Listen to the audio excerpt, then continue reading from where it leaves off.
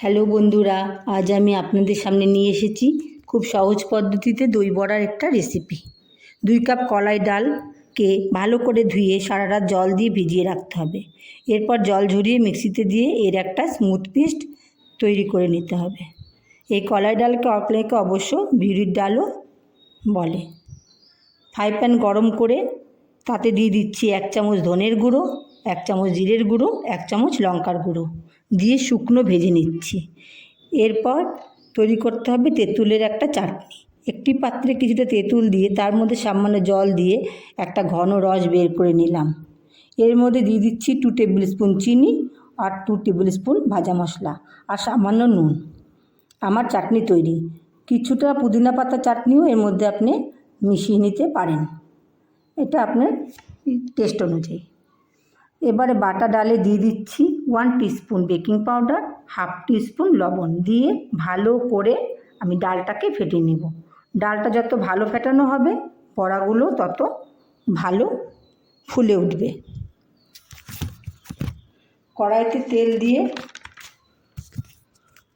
তাতে একে একে বড়াগুলো ছেড়ে দিচ্ছি। বড়াগুলো মিডিয়াম টু লো ফ্লেমে ভাজবো। দেখুন বড়াগুলো কেমন ফুলে ফুলে উঠেছে। গোল্ডেন ব্রাউন করে ভেজে তুলে নিতে হবে। আমার ভাজা হয়ে গেছে। এবার বড়াগুলোকে আমি তুলে নিচ্ছি।